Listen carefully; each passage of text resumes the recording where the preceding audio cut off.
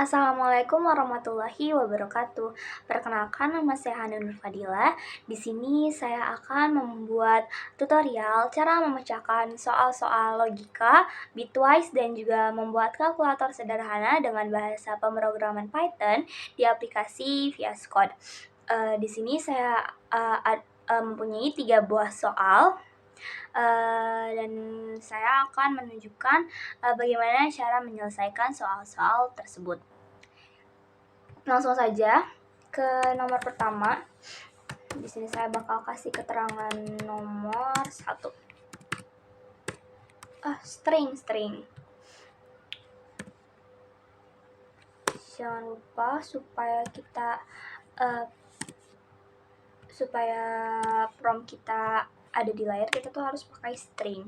Nah, di sini kita langsung nomor 1. Nomor 1 itu logika input true jika jumlah muatan listrik input kurang dari 1 μ coulomb atau lebih dari 100 mili-coulomb. Nah, di sini langkah pertama yang kita lakukan yaitu kita ketik input user. Input user ini bisa berupa kata apa aja yang diinginkan oleh pengguna. Jadi kayak bisa X, bisa Y, atau apapun, terserah. Ya, di sini saya bakal pakai input user aja. Input user sama dengan, nah di sini kita pakai float supaya data output yang dihasilkan itu dia bentuknya berupa desimal. Makanya di sini kita masukin float. Kemudian kita input, kita buka kurung lagi, string, kita masukin promnya. Di sini kita bakal masukkan angka kurang, jangan angka deh, nilai kurang dari 1 μ coulomb. 1 μ coulomb kurang dari 1 μ coulomb atau lebih dari 100 mili-coulomb. Nah, kalau udah kita buat input usernya, di bagian, tunggu sebentar, ini bisa kita kasih titik 2 ya, supaya nanti kita angkanya itu nggak terlalu mepet banget gitu. Nanti kayak output angkanya yang bakal kita masukin. Nah, yang kedua kita masukin si kurang dari, mohon maaf, ternyata ini memori HP saya penuh, jadi videonya kepotong sendiri dan saya malah mulainya pas di is lebih dari. Jadi di sini dilanjutin aja pakai VO. Di sini saya udah sampai is kurang dari sama dengan, kemudian habis sama dengan itu dimasukin kurung input user kurang dari 1, ikutin format di atas, kemudian kita masukin sintak dari is kurang darinya pakai print dalam kurung string kurang dari 1 μ coulomb, kemudian kasih titik 2, abis itu kasih spasi supaya rapi, kemudian di belakang string itu dikasih koma, dan kita mention si variabel is kurang dari yang di atas tadi gitu, supaya nanti outputnya bisa is kurang dari ini masuk gitu di dalam di layar itu muncul nantinya. Terus kemudian belum, masih ada lagi kayaknya nih, is lebih darinya belum ada videonya. Is lebih dari sama juga dibuat kayak is kurang dari. Is lebih dari sama dengan input user, lebih darinya berarti 100 mili-coulomb. Di sini kayaknya ada kesalahan juga, kalau nggak salah malah jadi 1000 mili-coulomb. Banget video saya kepotong karena memori saya penuh. Di sini saya bakal lanjutin lagi ya. Di sini tadi langkah selanjutnya itu kita masukin variabel is lebih dari. Terus udah gitu kita tadi input user lebih dari, tadi yang diminta kan 1000 ya, lebih dari 1000. Nah, habis itu baru kita buat sintaknya, print, bikin promnya nih, lebih dari 1000 milikolom. Jangan lupa di mention si variabel is lebih dari. Nah, kalau udah gini kita baru bikin hasil, is hasil sama dengan tadi kan yang diminta tuh atau ya, atau itu bisa, atau itu disebutnya juga or kan.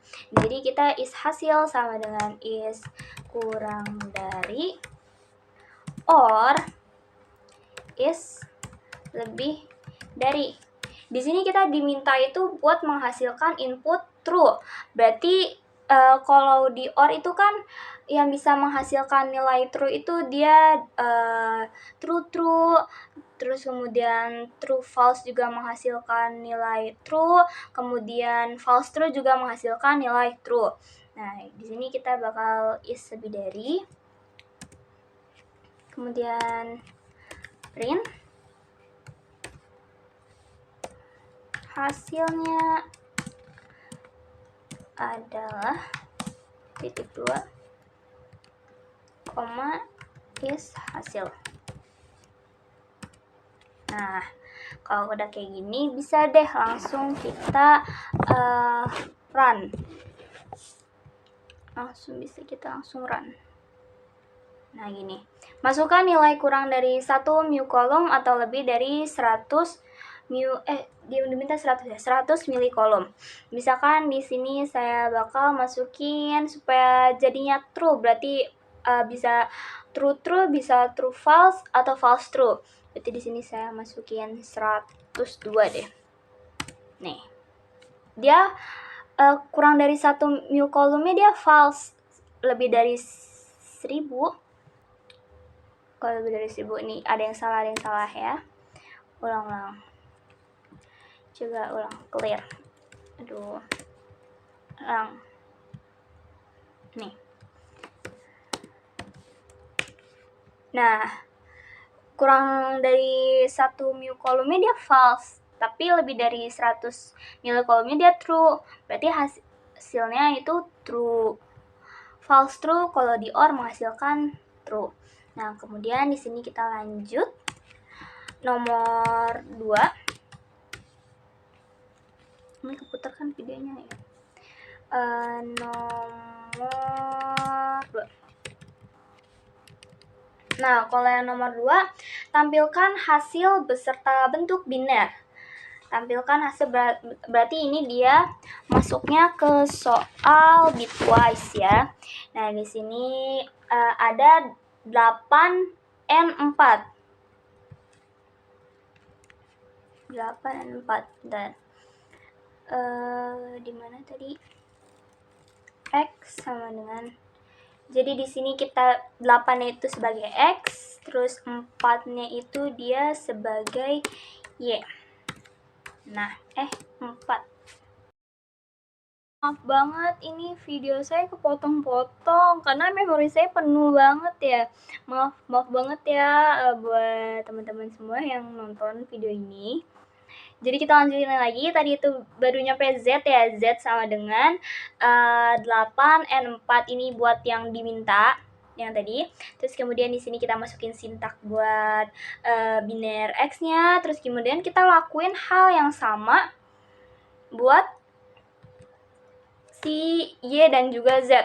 Bisa kita copy aja langsung. Yang bawah juga kita copy, tapi jangan lupa kita ubah. Yang ini Y. Kalau yang ini juga kan. Terus kemudian kalau yang hasil itu berarti dia masukin yang XN4 biner titik 2 format. Ini kita juga harus tambahin si bentar salah ya. Ini maksudnya nilai di sebelum ini di sebelum string kita masukin nilai X and Y, terus kemudian nih kasih ini. Nah, baru kita koma ini di sini.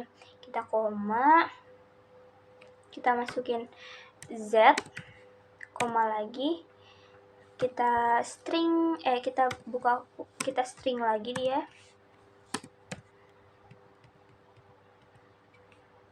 Nah, ini benar, ada yang salah di bagian mana ya? Enggak, ini nggak usah. Nah, gini udah jadi, berarti x n y titik 2 kita kasih itu tutup string z biner. Oke. Jadi bisa kita coba juga. Kita langsung coba run aja kali ya. Kita coba run. Aduh. Nih. Sudah dapat tuh kita biner dari 8 dan juga biner dari 4. Terus di sini juga nilai dari x and y-nya juga kita udah dapat tuh. Jadi kita lanjutkan lagi ya di sini buat yang bagian B. Yang bagian B itu OR.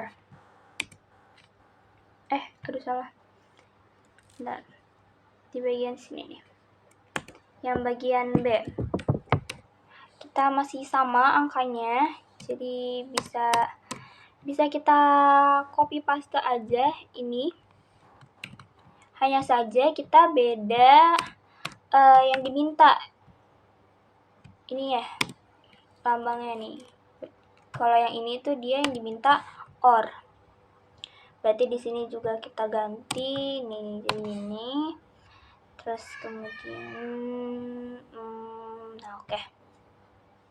Ini udah jadi ya, ini buat yang OR.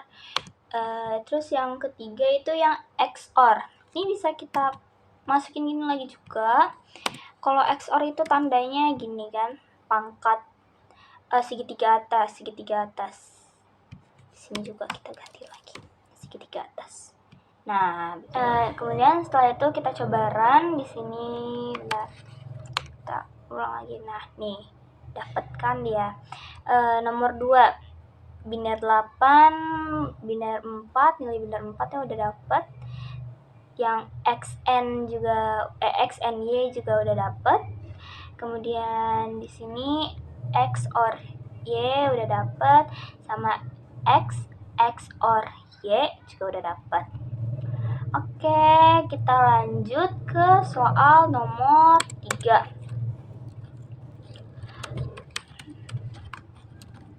Maaf ya teman-teman, ini HP ku penuh banget, jadi kayak videonya tuh kayak berhenti sendiri. Tadi nomor string tuh kan, suka lupa string, nggak boleh. String itu pokoknya yang kayak hal yang paling wajib gitu, karena kalau nggak pakai string nanti dia codingannya error. Kayak ini apaan gitu, kata sistemnya itu kayak kagak kebaca gitu. Nah, lanjut nomor 3. Buat kalkulator kuat medan listrik. E sama dengan F dibagi Q, input gaya listrik dan muatan. Di sini kita bikin print lagi. Kita bikin judulnya dulu. Kalkulator medan kuat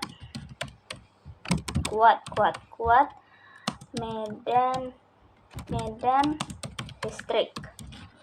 Nah setelah ini kita bikin kan di kuat medan listrik itu ada gaya listrik sama muatan ya. Nah, kita bikin variabel dari si gaya listriknya dulu. Gaya listrik. Ingat ya teman-teman, ini tuh nggak bisa dispasi.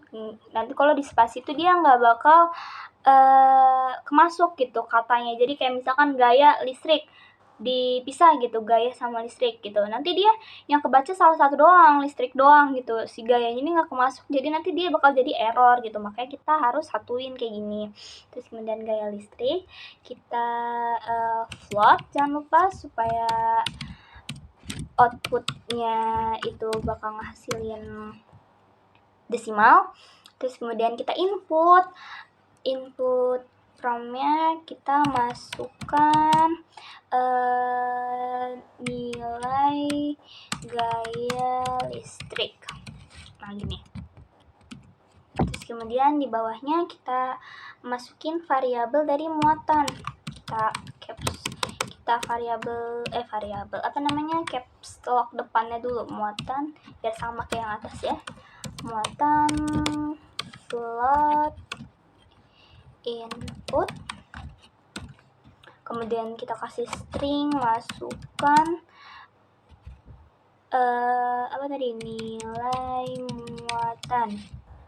Oh ya, jangan lupa ini kita kasih titik 2 habis spasi biar rapih ya, biar kita nggak nyatu gitu si huruf, si kalimat sama angkanya gitu nanti kan di run, di bagian run. Nah, kalau udah kayak gini kita masih ada masukin satu variabel lagi, masukin variabel si kuat medan listriknya, rumus dari kuat medan listrik. Ini BTW ini kita bisa gaya listrik itu bisa kita ganti jadi huruf F, terus muatan juga bisa kita ganti jadi huruf F, terus kemudian kuat medan listrik juga bisa kita ganti jadi huruf E. Cuman di sini saya pakai kalimat aja gitu, kata-kata aja biar agak lebih panjang aja gitu, biar kita tahu gitu ya simbol-simbolnya tuh apa gitu. Di sini kita bakal pakai makna dari simbolnya gitu. Jadi di sini saya bakal pakai kata-kata aja, kalimat itu. Nah, kuat medan listrik sama dengan F dibagi Q, berarti F gaya listrik dibagi sama muatan. Nah, kayak gini. Kemudian di bawahnya baru deh kita masukin tuh sintaks buat si kuat medannya. Print hasil jangan hasil nilai kuat medan listrik adalah titik 2. Jangan lupa sehabis string kita mention si variabel kuat medan listriknya. Nah, gini.